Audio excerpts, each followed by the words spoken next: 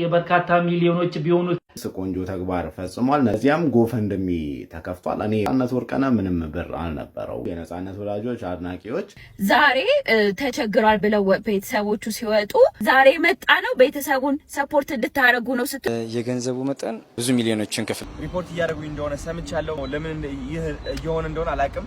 አያሰማ የለም። ለአንዲት ሴት ሁለት የተለያዩ የሽምግልና ቡድኖች በተመሳሳይ ቀን የወላጆቿ ቤት ተገኙ። መውረድ አለበት ማለት ነው። ገብቷል እምልህ ግን ትልቁ ችግር የነበረው ሰላም ቤተሰብ እንዴት ናችሁ? ነው ያለው ክብሩ ይስፋ ጆሴፍ ነኝ። እንደተለመደው በአዳዲስ በወቅቴና በአነጋጋሪ ቪዲዮዎች ተመልሼላችሁ መጥቻለሁ። ከእናንተ የሚጠበቀው እስከዚህ ቪዲዮ መጨረሻ አብራችሁ መቆየትና ለዚህ ቻናል ደግሞ አዲስ ከሆናችሁ ላይክ በማድረግ ሼር በማድረግ እና ሰብስክራይብ በማድረግ የዚህ ቻናል ቤተሰቡን እንዳይረሳ። በተለይ አዲስ ሆናችሁ ሰብስክራይብ ሳታደርጉ ምትዩ ሰብስክራይብ በማድረግ የዚህ ቻናል ቤተሰቡን እንዳይረሳ። የአንድ የሁለት ሰከንድ ስራ ነች። አንዲ ሰብስክራይብ አድርጉ። ወደ ቪዲዮ ከመሄዳችን በፊት ደግሞ ይሄን ቪዲዮ በላይክ እንጀምሮ ላይክ አድርጉ። ላይክ አረጋችሁ ወደ ዛሬ ቪዲዮች እንሂድ። አያሰማ የለም። ለአንዲት ሴት ሁለት የተለያዩ የሽምግልና ቡድኖች በተመሳሳይ ቀን የወላጆቿ ቤት ተገኙ። ክስተቱ የተጀመረው ጠዋት ላይ ሲሆን የመጀመሪያው የሽምግልና ቡድን ወደ ወላጆች ቤት ተገኝተው ጥያቄያቸውን አቅርበዋል። ወላጆችም በጥያቄው ተስማምተው ልጃችንን ሰጥተናል በማለት ቡራኪያቸውን ሰጥተዋል። እንደ ባህሉና እንደ ስርዓቱ ቤተሰብና ሽማግሌዎች በደስታ ወደ ምግብ ገበታ ቀርበው የምስራች እየተባባሉ ባሉበት ወቅት ነበር ሌላ ያልተጠበቀ ድምጽ የተሰማው። የመጀመሪያው ቡድን ገበታ ላይ እንዳለ ሁለተኛው የሽምግልና ቡድን በደጅ መቆማቸው ተሰማ። እነዚህም ሽማግሌዎች የመጡት ለዚህች ሴት ልጅ የጋብቻ ጥያቄ መሆኑ ሲታወቅ በስፍራው የነበረው ድባብ በአንድ ጊዜ ወደ ግርግር ተቀይሯል። ወላጆችም ሆኑ ታዳሚዎች ለአንድ ልጅ እንዴት ሁለት ሽምግልና በአንድ ቀን ይመጣል በሚል ግራ የተጋቡ ሲሆን ቀድመው እሺ የተባሉት ሽማግሌዎችና አዲስ የመጡት ቡድኖች መካከልም መጠነኛ አለመግባባት ተፈጥሯል። ጉዳዩን የታዘቡ ሰዎች እንደሚሉት ታዲያ ክስተቱ በታሪክ የማይታይና እጅግ አነጋጋሪ እንደሆነ ተናግረዋል። አንዳንዶች ልጅቷ ለሁለቱም ወገኖች ፈቃድ ሰጥታ ይሆን የሚል ጥያቄ ሲያነሱ፣ ሌሎች ደግሞ ይህ የአጋጣሚዎች ሁሉ አጋጣሚ ነው በማለት አስተያየታቸውን እየሰጡ ይገኛሉ። ሲሆን ምን ይባላል እስቲ የሆነ ነገር በሉ ማለት ነው። አስተያየት መስጠት ራሱ ከበደኝ። አይ ቲንክ ልጅቷ ይህን ነገር ፈልጋ ቤተሰቦቿ እንዲወስኑ ነው ይሄን ያደረገችው። ሁለቱም እንደሚመጡ ታቅ ነበር እና እንዴት ነው ማለት እንዳይከብድም። ግን አሁን ሽማግሌ ልኮ ከሁለት አንዳቸው መቼም እምቢ ይባላሉ። የሁለቱንም ልታገባ አይችልም እና ያው ልጅቷ ግን እንደ ሀሳቡ ሁለቱንም ብታገባ ራሱ ችግር ያለባት አይመስለኝም። ምክንያቱም ሁለት ሽማግሌ በድፍረት በአንዴ ቤቷ ካስላቀች በአንድ አይነት ቀን ምንም ልታረግ ትችላለች ብዬ አስባለሁ። ግን እስቲ ምን ታስባላችሁ? ምን ተሰማችሁ ሲል ሽምግልና አሰቡ? በኢትዮጵያ ታሪክ በአንዴ 56 ቦታ የተደገሰ ትልቁ ሰርግ፣ እጅግ በጣም በውድ መኪኖች የታጀበ ባለሀብቶች በሙላ ተጠርተው ያልቀሩበት ፕሮግራም። ነገር ግን ወገኖቻችን ከሌሉ ከነሱ ጋር መብላት ካልቻለን ሰርጋችን ሰርግ አይደለም ያሉ ሁለት የከተማችን ባለሀብቶች የደገሱት ድግስ የመኪና አስመጪው አቶ በላይ ደበበና እንዲሁም ወይዘሮ ትልቅ ሰው ገዳሙ ልጆቻቸውን በሙሸሩበት ዕለት የተናገሩት አንድ ነገር ነበር። እባካችሁ መቄዶንያ እንርዳ፣ ሰርጋችንም ከወገኖቻችን ውጪ የትም አይሆንምና እዛው እንገናኛሉ። በቃላቸው መሰረት በ56ቱም ቅርንጫፍ መቄዶንያ ላይ ያሉ አረጋውያን አበሉ፣ ድግሳቸውንም እዛው አደረጉ። ከ9,000 በላይ ሰዎችን መመገብ ችሏል። ለ200 እናቶች እንዲቆርቡም ልብስም አልብሰዋል። ሰርፕራይዙ ግን እሱ አይደለም። ደጋሾቹም እንዲህ ሲሉ ተናገሩ። ብዙ ድግሶች በልተናል፣ ብዙ ሰርጎች፣ ብዙ ፕሮግራሞች ይደናል። ነገር ግን ከመቄዶንያ የሚበልጥብን የለምና እዚህ በማድረጋችን ይቅርታ እንጠይቃለን። ይህ ወገናችን ከኛ ውጪ ማንም የለውም፣ እንደማትቀየሙንም እናስባለን አሉ። ሙሽሮቹም እናትና አባቶቻቸውን አስቸግረው የሰርጋችን ወጪ ለመቄዶንያ ይሰጥልን አሉ። 10 ሚሊዮን ብር ማበርከት ቻሉ። የአቶ በላይ ደበበ የመድኃኔዓለም ማህበርተኞች ጓደኞቻቸው ደግሞ በዛው ልክ 10 ሚሊዮን ብር አዋጥተው ለመቄዶንያ ለገሱ። ሶስተኛው ሰርፕራይዝ ለመቄዶንያ ሲኖትራክ መኪና እንካችሁ ተባሉ። የደጋሽ ቤተሰብ ቀናነት በሙሾች ልብ ላይ ማንጸባረቀ። አቡነ መቃሪዎስም ቀለበታቸውን ባርከው ጋብቻቸውን አስፈጸሙ። ያያችሁት ነው ከተማችን አነጋጋሪ የነበረ ሰርግ ነው። ያው የባለሀብቶች ልጆች እርስ በርስ ነው የሚዳዳሩት። በእርግጥ አሁን በፊት ሀብታም ደሃን እያገባ ነበር አብሮ ሀብታም የሚያደርገውን ቀርቷል መሰለኝ እሱ ነገር። ብቻ ሁለቱም ሀብታሞች ልጆቻቸውን ድሮ ነበር። ከ50 በላይ ቦታ ነው በአንድ የተደገሱ። በጣም ግን ያው የወላ ሰው ማብላት በተለይ ደግሞ መቄዶንያን መመገብና እዚህ ያሉትን ማገዛቸው በሰርጋቸው ቀን በጣም ትልቅነት ነው ብዬ አስባለሁ። 4.8 ሚሊዮን ፎሎወር ደርሰናል ጋይስ፣ እንኳን ደስ አለን። እኔ በጣም ደስ ብሎኛል። ቴንክ ዩ ሶ ማች። 5 ሚሊዮን ልንሞላ 200,000 ፎሎወር ብቻ ነው የሚቀረን። ልደቴ ደግሞ ከአንድ ወር በኋላ እንደሆነ ታውቃላችሁ። ማርች 5 ማለት ነው።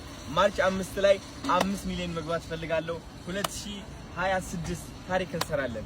ትልቅ የሆነ ተአምር ነው የምንፈጥረው። አልገባችሁም እናንተ? ነገሩ ግን ማለት ነው ማስ ሪፖርት እየተደረገ ነው። ቪዲዮዎቼ ወደ ቴሌግራም ግሩፕ አስገብተው ሪፖርት እያደረጉኝ እንደሆነ ሰምቻለሁ። this is crazy በጣም የሚደብር ነገር ነው። በቀን 10 ቪዲዮ ፖስት ካልኩኝ ከነዚህ 10 ቪዲዮዎች 3 ቪዲዮ ኮሚኒቲ ጋይድላይን ዴንጀረስ አክቲቪቲ እያለ ያወርድብኛል። ተረዳችሁኝ አይደለ? ወይም ደግሞ ፎር ዩ ፔጅ ላይ አናስገባውም ይለኛል ቲክቶክ እና it's crazy I don't know ለምን ይህ እየሆነ እንደሆነ አላውቅም። ሜቢ ቬሪፋይ ማስደረግ አለብኝ አካውንቴ ከዛ ከቲክቶክ ራሳቸው ለማውራት ማለት ነው። ግን ተስፋ አንቆርጥም። ተስፋ መቁረጥ የሚባል ነገር የለም እዚህ ቦታ ላይ። እኔ በጣም ብዙ ሪስፖንሲቢሊቲ ያለኝ ሰው ነኝ። ፋሚሊዬን አግዛለሁ። እውነት ለመናገር ልጆች አሉኝ፣ 5 ልጆች አሉኝ ጋይስ። አሁን ደግሞ ብሩክታዊት እየመጣች ነው። ጀስት ብዙ ነገሮች እያደረኩኝ ይገኛለሁና በምንም ተአምር ተስፋ መቁረጥ ወደዚህ ጭንቅላት ሊገባ አይችልም። በምንም ተአምር እንደሰማችሁት ነው። አዶኔ አካውንቱ ሊዘጋ አንድ ዋርኒንግ ነው የቀረው።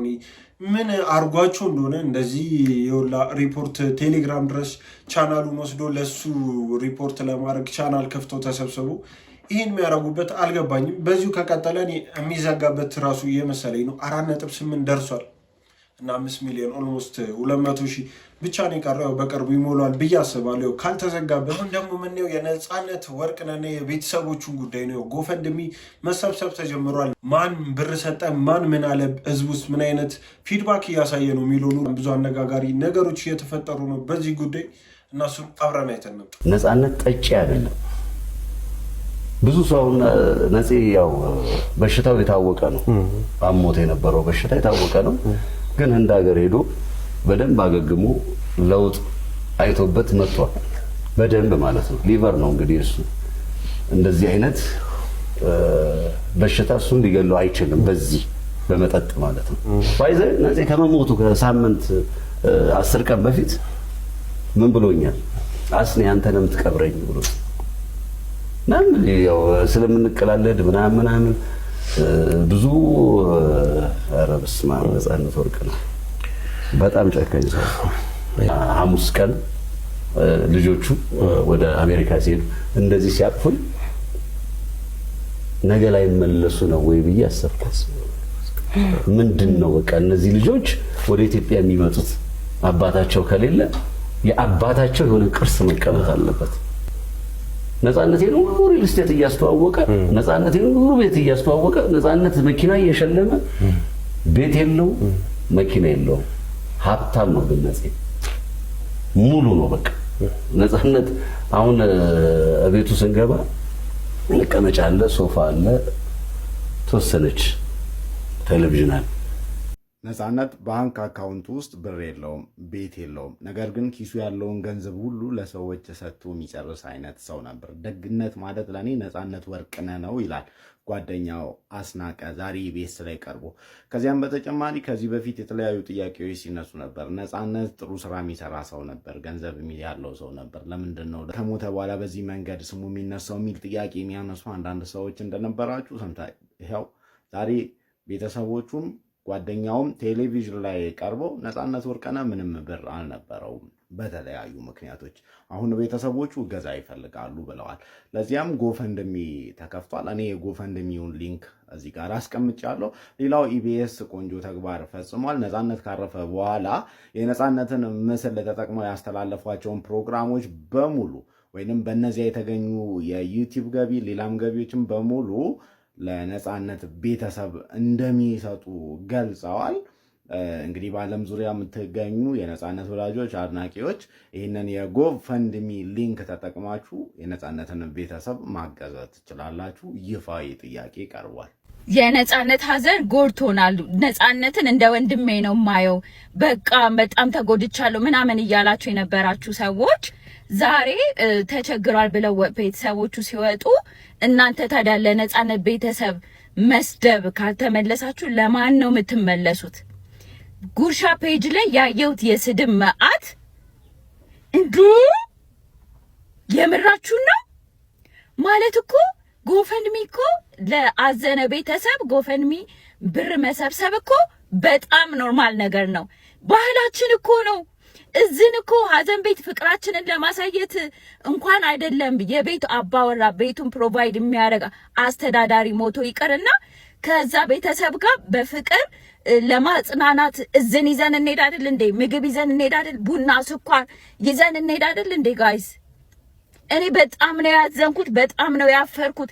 እናንተ ታዲያ ለነጻነት ቤተሰብ እንደዚህ እንወደዋለን ለምትሉት ሰው ካልተመለሳችሁ ለማን ነው የምትመለሱት? በኢየሱስ ስም ይሄ ሰውዬ ያከበረው ቫልዩ ያደረገው ቤተሰቡ ነው። ዋጋ የከፈለለት ስለ ሀገሩ ፍቅር ስለሚወድ ስራውን ስለሚያከብር ስለ ዓላማው ዋጋ የከፈለለት ቤተሰቡን ከወደድ ነው እሱ የሚወደው ነገር ወደን በተቻለ መጠን የምንችለውን አድርገን ካልቻለን እኮ ዝም ማለት ነው። የሚችል ሰው ነው ዞሮ ዞሮ እኮ መዋጮ የሚያደርገው አይደል እንዴ? ምን ሆናችሁ ነው? እንኳን 3 ልጅ አሜሪካ ማሳደግ ሊያውም እንደዚህ አይነት የጤና ኮምፕሊኬሽን እያለባት አሜሪካን ሀገር አይደለም እኔ ዓላማ አለኝ አብሬሽ አልሆንም እኔ ስራዬን ልስራ አንቺ ልጆቼን አሳድጊ ስትባል ብቻዋን በሰው ሀገር በዚህ ሁኔታ ማሳደጓ እኮ በጣም ሪስፔክት ልታረጓት ባሏን ማክበሯ እንደ ሌላ ሚስት እንደ አብርሃም መሆን አለብህ ብላ እኮ እንትን ልትል ትችላለች። ግን አክብራው ዓላማውን እንዲያሳካ የሚፈልገው ነገር እችን ሚስት ካላከበራችሁ ቤተሰቡ ብዙ ዋጋ ከፍሏል። ስለዚህ ዛሬ መጣ ነው ቤተሰቡን ሰፖርት እንድታረጉ ነው ስትሉ አክብራችሁ ፍቅር ሰታችሁ እንደመሸኘት ጭራሽ ስድብ በጣም ነው ያፈርኩት። እኔ በጣም ነው ያፈርኩት።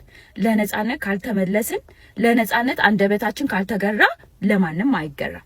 እሱ ያከበረውን ነገር ሳናከብር ሰውን ወዳለው ምንለው አስመሳዩ ስለሆነ ነው። ለማንኛውም ግን የምትችሉ ሰዎች ጎፈንሚ ሊንክ ለሚጠይቀኝ ሰው እንትንላለሁ እሰጣለሁ። እባካችሁ አስገቡ።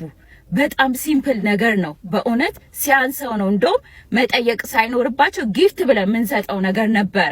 ጌታን የምሬን ነው። እኔ ግን በጣም ነው ያዘንኩት የእውነቴን በኢየሱስ ስም። በእርግጠኝነት መናገር የምችለው ከዚህ ጉዳይ አንዱ ምንድነው የማይረዱ ምንም የሌላቸው ኢቭን ኖሯቸው መርዳት የማይፈልጉ ሰዎች ናቸው። ኮመንት ላይ እየገቡ እንዴት አሜሪካ ያሉ ቤተሰቦች ይረዳሉ እያሉ የእነሱንም ለማስቆም የሚሞክሩ የሚመስለኝ። እስቲ እና ያለ የሚሆነውን እና በጣም ብዙ ሰዎች ደግሞ እያሰባሰቡ ነው። ባለሀብቶችንም እነ አላሙዲንን እነ ወርቁ አይተነውን አሰባስቦ የእሱን ቤተሰቦችን ለመርዳት እየተሞከረ ነው የሚል ዜና እየወጣ ነው። ሁሉንም በጊዜ ሂደት አብረን ምን ይሆናለች።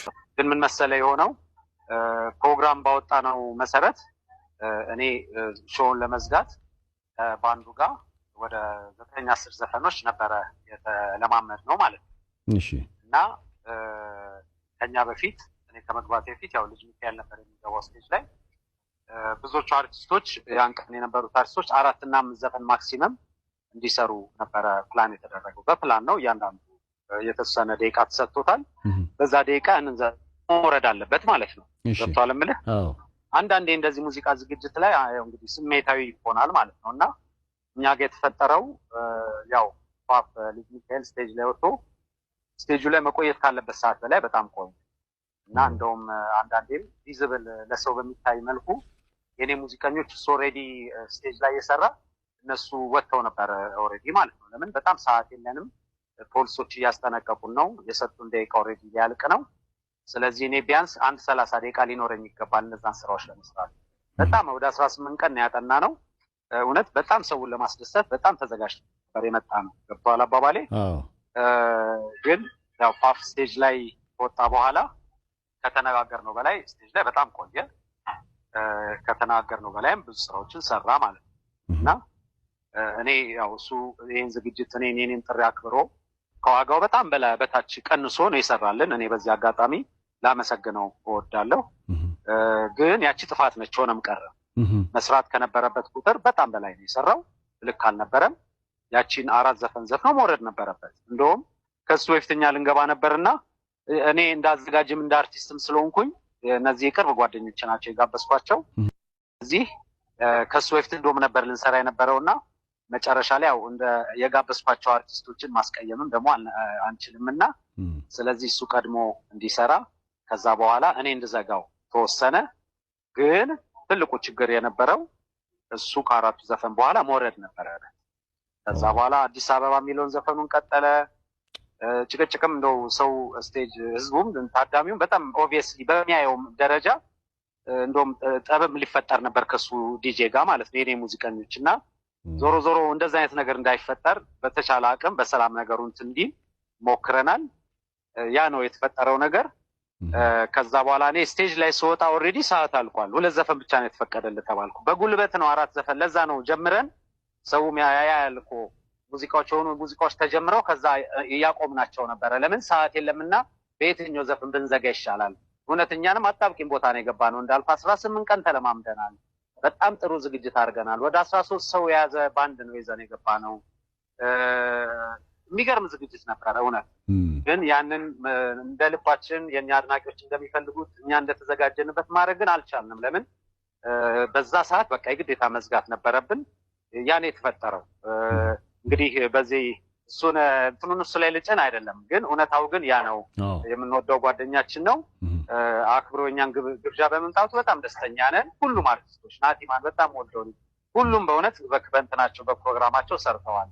እዛሽ ጋር ግን እሱ ያንን ሰዓት መግፋቱ እኛ የምንፈልገውን ሰርተን እንዳንወርድ አረገን። እኔ ደግሞ ጆኒ ራጋና ያው ልጅ ሚካኤል ፋፍ ጸብ ነገር ተፈጥሮ ነበር። ሰሞኑን ኮንሰርት አንድ ላይ ነበራቸውና በዛ ኮንሰርት ላይ ከሰሞት ካነበብኩት ደግሞ ኮንሰርቱ የነበረው የጆኒ ራጋ ነው።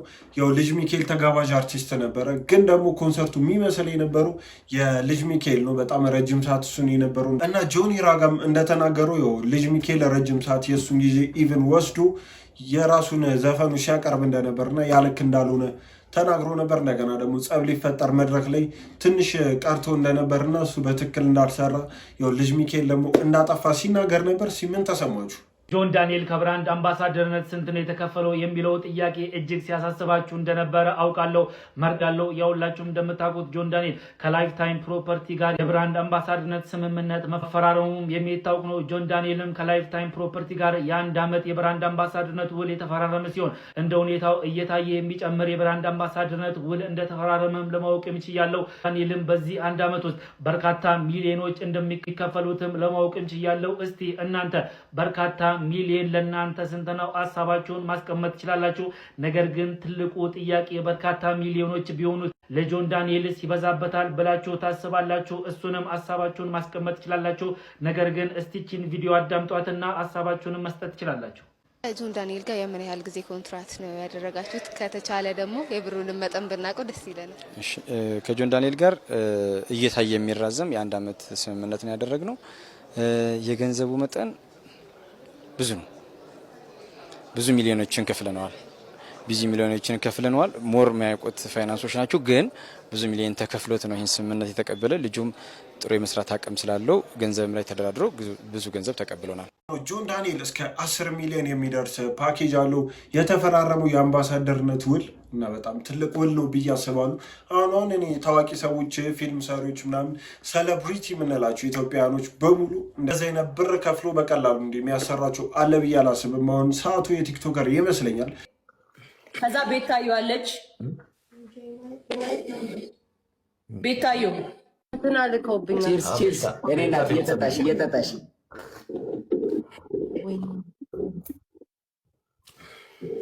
አንተ ሰላም ቤታ ግን እናቴ ትሙትን ሰላም እናቴ ትሙት ጆን ዳንኤል ባንበሳ እንጫወታ ቤታዬ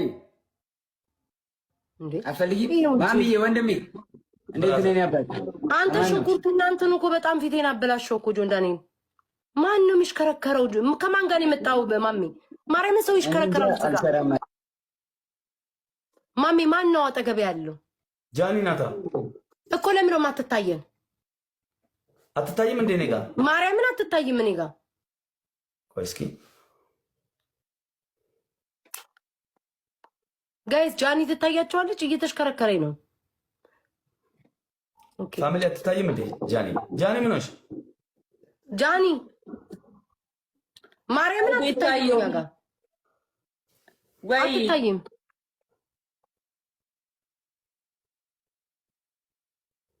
አንተ ማሚ አትነግረኝም? የምታስገባውን ሰው አይ ፈጣሪ ኢየሱስ ክርስቶስ እጭ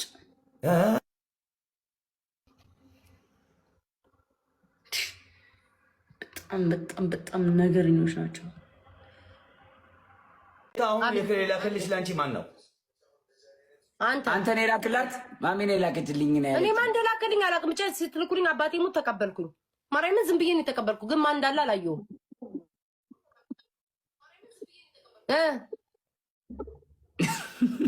ምንድን ነው አልገባኝም።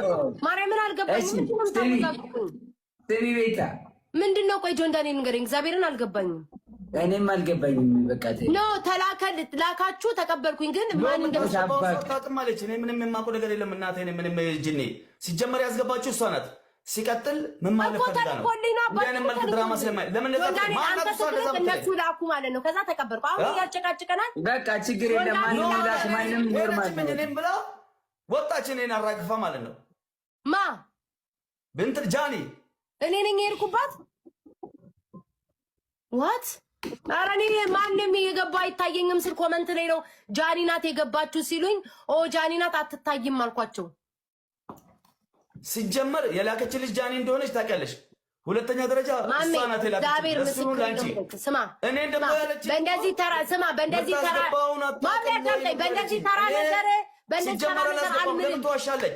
ቆይ ንገር ጆን ዳንኤል ሲልክ ማለት ነው። እናንተም ደግሞ ላካችሁ። እሱ ልኮ ልክ እንደገባ እናንተም ሲላክብኝ ተቀበልኩኝ። ታውቃለህ እዚህ ቲክቶክ ላይ ካልተቀበልኩ ሌላ ነገር ነው። ሁላችሁንም ተቀበልኩ። የሚለው ይሄ ነገር በጣም አነጋጋሪ ይሆናል። በጣም ብዙ ሰዎች እየተቀባበሉ ነው ሊቭ ላይ መገናኘታቸው። እርስ በርስ አይደለም ሊቭን ተላልኮ የተገናኙት ያው በዙር ነው። ስለዚህ ያ ነገር ደግሞ ኖርማል ነው። ምንም ማለት አይደለም ብዬ ነው ማስበው። ለምን ሰው ይሄን ያህል እንደሚያካብዱም አልገባኝም። ጉድ ሰዎች ይሄን ቋንቋ የዚህን ቋንቋ ትርጉም የሚያውቅ ሰው ኮመንት ላይ ይንገርኝ። ስሙ ይሄን ቪዲዮ እስከ መጨረሻ ተመልከቱ። በቃ ማዘሮችን ሸዋሸዋ ተበላ። ቪዲዮን አይተን እንመለስ። 100,000 ብር መስጠት ፈልጋለሁ ወይ ታኒ ኢንተርና ዶሳይሲ ኢንተር እንግትዛዚ እሲ አይካ ኩሼ ባቅቴ ውሪ ካዝገስ ሰክሬ አይደለም አሁን ልካለሁ በል ታኒ ሰከረራቴና ግልጽ ጋይስ ገስ አባ አማስካላዩ ለሰድ አዶናይ የሚለው ሌላ እሱ የሚለው ሌላ 100,000 ብር አስገብቷል ማለት ነው። ለእናቶች የሰጠውን ገንዘብ በዚህ መልኩ ይደብራል። ግን ይመች 100,000 ብር መስጠት ፈልጋለሁ በል ታኒ ኢንተርና ዶሳይሲ እኔ ግን ይሄ ነገር ያው አዶናይ በስካር ስለሆነ 100,000 ብር እሰጣለሁ ያለው ያው አላስፈላጊ ወጪ እንዳይወጣ ነው ብዬ አስባለሁ። የልጅ የተናገሩ እንጂ ቦታው ላይ ሆነ እሱ አስተዳዳሪ ነው። ላይክ ንጉስ የቦታው ዋና እንደሚባሉ እና ያው ለ100,000 ብር እንዲያረጋል በግልጽ በአደባባይ ብዬ አላስብም። እስቲ እናንተ ምን ታስባላችሁ? በኢትዮጵያ የሙዚቃ ኢንዱስትሪ ውስጥ ለየት ባለ ግጥም ለየት ባለ ዜማና እንዲሁም ቅንብር መጥቷል ከሚባሉ ሰዎች በዋናነት የሚጠቀሰውን ጃሉድን በዚህ መልኩ መመልከት እጅግ በጣም ያሳዝናል። እንደምትመለከቱት ጃሉድ በመጠጥ ኃይል ተነሳስቶ ከሰው ጋር መደባደብ እስከሚፈልግበት ድረስ በመጠጣቱ እንደምትመለከቱት ለድብድብ መጋበዙን ተከትሎ አነጋጋሪም ነበረ። እቱኮነ ጃሉድን በዚህ መልኩ መመልከት እጅግ ያሳዝናል። ያውላችሁም እንደምታውቁት በ2004 የለቀቀው አልበም ተወዳጅነትን ከማትረፉ የተነሳ ጃሉድ እጅግ ታዋቂና ተጽዕኖ ፈጣሪ እንደነበረም የሚታወስ ነው። በዚህ መልኩ መመልከት ግን እጅግ ያሳዝናል።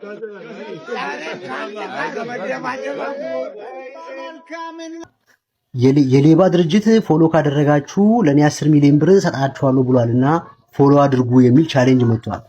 አይ ሰራዊት የሌባ ጥርቅም ይወል እያንዳንዳችሁ እዚህ ውስጥ ያላችሁ ሰዎች የብዙ እንባ ያለባችሁ ብዙ ሰዎች መኪና እናስመጣለን ብላችሁ ከፊንቴክ ከሚባል ድርጅት ጋር ተስማምታችሁ ያ ሁሉ ህዝብ እንባ ያራጫችሁ ሰዎች ዛሬ ተሰባስባችሁ ደግሞ ምን አላችሁ? ካሊድ የሚባል ፋውንዴሽን ፎሎ ካደረጋችሁ 10 ሚሊዮን ብር ሰጣለሁ ቱኤፍ ፕሮፐርቲ የሚባል ሪል ስቴት እንደዚህ ብሎ 10 ቃል ገብቶልናል። እንዴ ሌባ ፎሎ አርጉና ልትዘርፉን ራሳችንን ለመስረቅ እንደገና ፎሎ እናርግ። እናንተ እንዲህ አይነት ቻሌንጅ አለ። ፎሎ እናርግ ፎሎ አርጉና ቻሌንጅ ነው ብላችሁ የኢትዮጵያን ህዝብ ልታሞኙት ነው። ድጋሚ ልትዘርፉን በዚህ በኩል መጣችሁ። ደግሞ 10 ሚሊዮን ብር ሊሰጥ እኔ አንተ ፎሎ አርግ። አንተ ሌባ አይደለ እንዴ? መጀመሪያ ካሊድ ፋውንዴሽን ይሄ ሁሉ ሰው አስተባብረ ይሄ ሁሉ ድሃ መኪና ገዛለሁ ብሎ ብር የሰጠውን ሙልጭ አድርጓ እንዴት ተበላው? አንተ እንደነ ሰራዊት ፍቅሬ ለነ ሰለሞን ቦጋለ መኪና ሰጠ። ሰራዊት ፍቅሬ አይ ሰራዊት ፍቅሬ እግዚአብሔርን ይሄ አሁን የህወሓት 40ኛ ዓመት ላይ ያከበረ ነበር። ህወሓት ነኝ ብሎ 40ኛ ዓመቱን ህወሓት ሲያከብር እዛ ነበር 40ኛ ዓመቱን እያከበረ።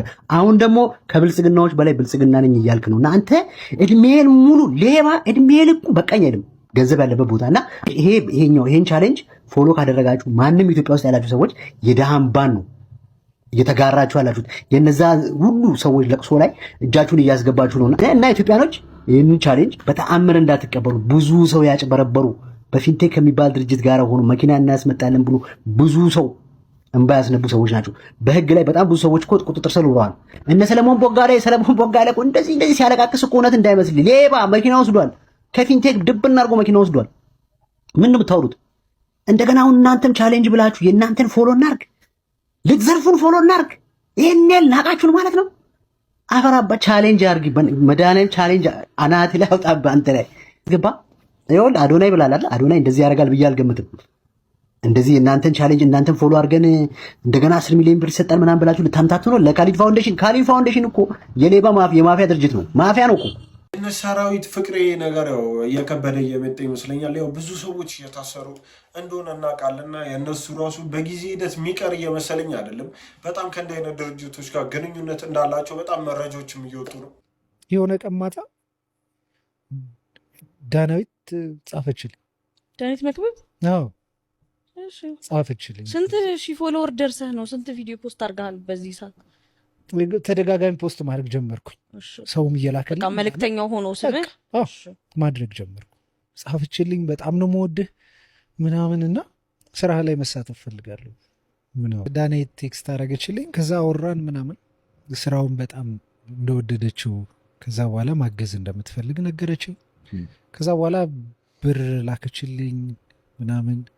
አሁን ብር መላኳ ማገዟ ብቻ ሳይሆን ይሄ ስራ እንዲቀጥል አድርጋለች። እሷ ባታውቀው እኔ ሞራል ኖሮኝ እንድሰራ። ከዛ ለካ እዚህ ታች ያለው ነው እንትን እያለኝ ያለው በደንብ እየደረሰ ነው ሰው ጋር። ስለዚህ ለምስኪኖች ደግሞ እግዚአብሔርም የሆነ መልእክትም እየሰጠኝ ይሆናል። ስለዚህ ለምን አልቀጠልበትም ወደሚለው ነገር መጣው። እሷም ማገዘች ምናምን እግዚአብሔር ይስጣት። አሁን ሰው የላዩ ምናምን ስለሚያይ ነው። ስሟም እንዲጠቀስ አልፈለገችም። በዛ ሰዓት ተደብቃ ነበረ የምታደርገው ምናምን። ትልቅ ነገር ነው ይሄ እና በዚያ በጣም ትልቅ ልብ ነው ያላት። ዳኑ ይላል። እሺ ቤተሰቦች የዛሬዎቹ ቪዲዮዎች እነዚህን ይመስሉ ነበር። እንደወደዳችኋቸው እንደተዝናናችሁባቸው እና አዳዲስ ቪዲዮዎች እንዳያችሁባቸው ተስፋ አረጋለሁ። እስካሁን አይታችሁ ላይክ ያላረጋችሁ ላይክ በማድረግ ሰብስክራይብ ያላረጋችሁ ሰብስክራይብ በማድረግ የቻናል ቤተሰቡን እንዳይረሳ። በቀጣይ ቪዲዮ ደግሞ እስከምንገናኝ ሰላም ሁኑ።